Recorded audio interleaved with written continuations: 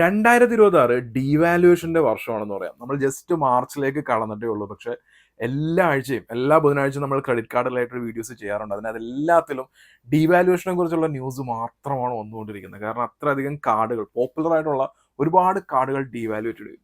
നമ്മൾ ഇന്ന് സംസാരിക്കാൻ പോകുന്നത് HDFCയുടെ ഇൻഫിനിയെ കുറിച്ചാണ്. ഇൻഫിനിയ കാർഡ് ആക്ച്വലി അതൊരു ഡീവാലുവേഷൻ ഒന്നും പറയാൻ പറ്റില്ല, പക്ഷേ ഡിസപ്പോയിൻമെന്റ് ആണ്. പക്ഷേ SBI cash back credit card, cash back Maharaja എന്നൊക്കെ പറയുന്ന ആ ക്രെഡിറ്റ് കാർഡ് സർപ്രൈസിംഗ്ലി നല്ല രീതിയിലാണ് ഡിവാലുവേറ്റ് ചെയ്തിരിക്കുന്നത്. എൻ്റെ വീഡിയോ അടുത്ത് വരുന്നുണ്ട്. അതുകൂടാതെ ഇൻഡസിൻ ബാങ്കിന്റെ ലോഞ്ച് ആക്സസ് എന്ന് പറഞ്ഞാൽ വലിയ പ്രശ്നങ്ങളൊന്നും ഇല്ലാതെ എൻജോയ് ചെയ്തുകൊണ്ടിരുന്ന ഒരു കാര്യമാണ്. അത് ഭീകരമായിട്ട് ഒരു ഡിവാലുവേറ്റ് ചെയ്തു. അപ്പോൾ ഇങ്ങനെ ഡിവാലുവേഷൻ്റെ ന്യൂസ് ഇങ്ങനെ കണ്ടിന്യൂസ് ആയിട്ട് വന്നുകൊണ്ടിരിക്കുകയാണ്. നമ്മൾ ഇന്ന് പരിശോധിക്കാൻ പോകുന്നത് HDFC ഇൻഫിനിയ ക്രെഡിറ്റ് കാർഡിനെ പറ്റിയാണ്. ഇൻഫിനിയ ക്രെഡിറ്റ് കാർഡിന്റെ ഈ ഒരു ഡിവാലുവേഷൻ, അതല്ലെങ്കിൽ ഡിസപ്പോയിൻമെന്റ് എന്ന് പറയുന്നത് ഒരു പരിധിയിൽ കൂടുതൽ ആളുകളെ എഫക്ട് ചെയ്യുന്ന ഒന്നല്ല. കാരണം ഇതൊരു ഇൻവൈറ്റ് ഓൺലി കാർഡാണ്. അതിനെക്കുറിച്ചാണ് ഡീറ്റെയിൽ ആയിട്ട് നമ്മളിന്ന് സംസാരിക്കാൻ പോകുന്നത്. And welcome to miles points and passports. നിങ്ങൾ ഈ ചാനലിന്റെ പ്ലേലിസ്റ്റ് നോക്കുകയാണെന്നുണ്ടെങ്കിൽ ഇന്തോനേഷ്യയിലെ Bali, Oman, Thailand, Malaysia, Sri Lanka, Maldives, Uzbekistan, Kazakhstan തുടങ്ങിയ സ്ഥലങ്ങളിലെല്ലാം ഞാൻ പോയിട്ടുള്ള ട്രാവൽ വ്ളോഗ്സ് കാണാം. ഈ ട്രാവൽ വ്ളോഗുകളിൽ കോമൺ ആയിട്ട് കാണാൻ പറ്റുന്ന ഒരു സംഗതി എന്ന് പറഞ്ഞാൽ ക്രെഡിറ്റ് കാർഡ് ഉപയോഗിക്കുമ്പോൾ നമുക്ക് കിട്ടുന്ന റിവാർഡ്സ് ആയിട്ടുള്ള മൈൽസ് ആൻഡ് പോയിന്റ്സ്.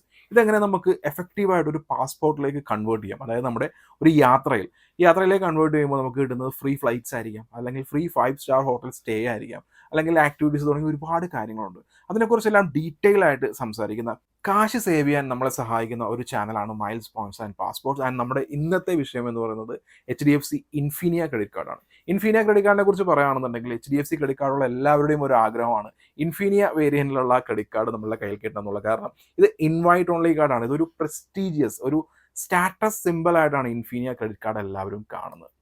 കാരണം ഈ ക്രെഡിറ്റ് കാർഡിന്റെ മുകളിലേക്ക് ഇനി വേറെ ഒന്നുമില്ല. അത്രയും സുപ്പീരിയർ ആയിട്ടുള്ള ഒരു ക്രെഡിറ്റ് കാർഡാണ്. ഇത് കിട്ടണമെന്നാണ് എല്ലാവരുടെയും ആഗ്രഹം. ഇൻഫിനിയ ഉപയോഗിച്ചുകൊണ്ട് ക്രിസ് ഫ്ലെയറിലേക്കുള്ള ഒരുപാട് ബെനിഫിറ്റ്സും കാര്യങ്ങളൊക്കെ ഉണ്ട്. നിങ്ങളിപ്പോൾ ബാലി അല്ലെങ്കിൽ സിംഗപ്പൂരൊക്കെ പ്ലാൻ ചെയ്യുന്ന ഒരാളാണെന്നുണ്ടെങ്കിൽ ഇൻഫിനിയ ക്രെഡിറ്റ് കാർഡ് നിങ്ങളുടെ കയ്യിലുണ്ടെന്നുണ്ടെങ്കിൽ നിങ്ങൾക്ക് ക്രിസ് ഫ്ലെയർ, അതായത് സിംഗപ്പൂർ എയർലൈൻസ് വഴി നിങ്ങൾക്ക് അങ്ങോട്ടേക്കുള്ള, അതായത് സിംഗപ്പൂർ അല്ലെങ്കിൽ ബാലിയിലേക്കുള്ള ഫ്ലൈറ്റ് ടിക്കറ്റ്സ് എല്ലാം ഫ്രീ ആയിട്ട് തന്നെ കിട്ടും. അങ്ങനെ ഒരുപാട് സംഭവങ്ങൾ ഇൻഫിനിയ ഓഫർ ചെയ്യുന്നുണ്ട്. ആക്ച്വലി ഇൻഫിനിയ മാത്രമല്ല, ബാക്കിയുള്ള ക്രെഡിറ്റ് കാർഡുകളുണ്ട്. ഇൻഫിനിയുടെ ഡെഡിക്കേറ്റഡ് ആയിട്ടുള്ള ഒരു വീഡിയോ നമ്മൾ ചെയ്യുന്നുണ്ട്. അതിനകത്ത് ഇൻഫിനിയുടെ എല്ലാ ബെനിഫിറ്റ്സിനെ കുറിച്ചും ഡീറ്റെയിൽ ആയിട്ട് സംസാരിക്കുന്നതായിരിക്കും. നമ്മൾ ഇന്ന് ഫോക്കസ് ചെയ്യാൻ പോകുന്ന ഒരേ ഒരു കാര്യം എന്ന് പറയുന്നത് ഇതിന്റെ ഡിവാലുവേഷൻ, അതല്ല എന്നുണ്ടെങ്കിൽ ഡിസപ്പോയിൻമെന്റ് എന്താണ് എന്നുള്ളതാണ്.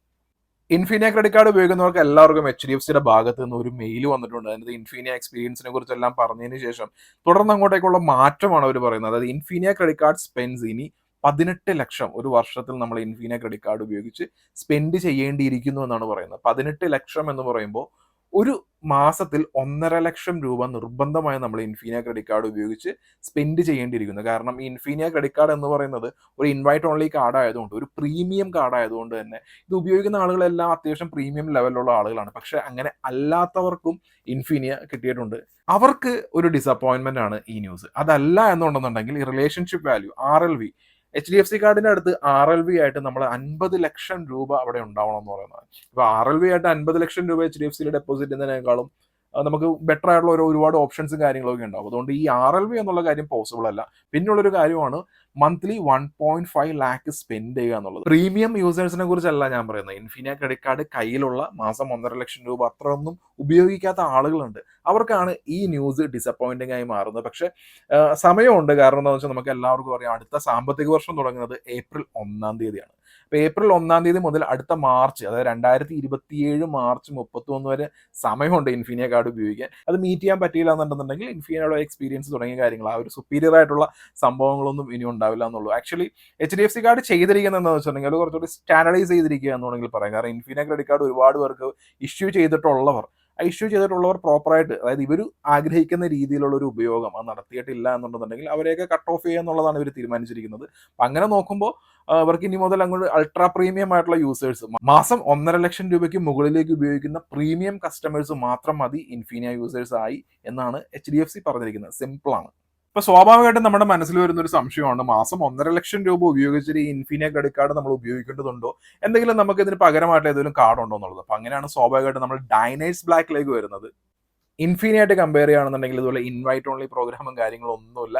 ഡൈനേഴ്സ് ക്ലബ് ബ്ലാക്ക് നല്ലൊരു ഓൾട്ടർനേറ്റീവ് ആണ്. നമുക്ക് അതിനെക്കുറിച്ച് ചെറുതായിട്ടൊന്ന് പരിശോധിക്കാം.